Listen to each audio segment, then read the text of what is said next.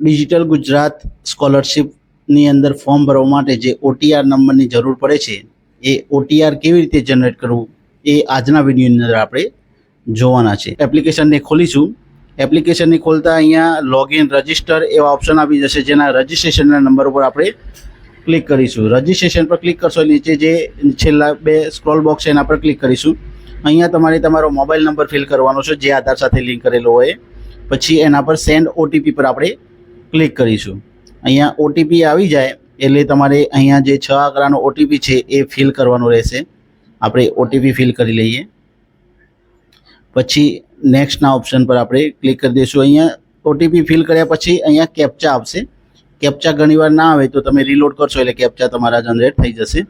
એ captcha આપણે fill કરી દઈએ અને પછી વેરીફાઈના ઓપ્શન પર ક્લિક કરીએ. અહીંયા તમને 3 ઓપ્શન અપાવે છે: વેરીફાઈ આધાર, EID નંબર અને I don't have Aadhaar number. તો આપણે આધાર પર ક્લિક કરીને આધાર નંબર ફિલ કરીને નેક્સ્ટ ઉપર ક્લિક કરીશું એટલે આધાર સાથે જે નંબર તમારો છે એમાં એક OTP આવશે.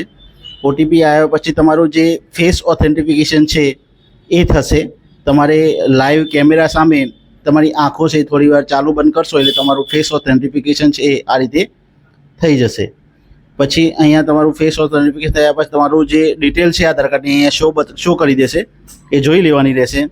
અહીંયા નીચે તમારું મધર નેમ લખવાનું છે અને એના નીચે તમારા પિતાનું નામ ફિલ કરવાનું છે. પછી નીચે ઈમેલ ID તમારું ફિલ કરવાનું છે. ઈમેલ ID છે ઓપ્શનલ છે, જો તમે ફિલ ન કરો તો પણ ચાલશે, જો હોય તો ફિલ કરી દેવાની એટલે તમારું કેવું આની માહિતી છે એ મેલની અંદર પણ મળી રહેશે.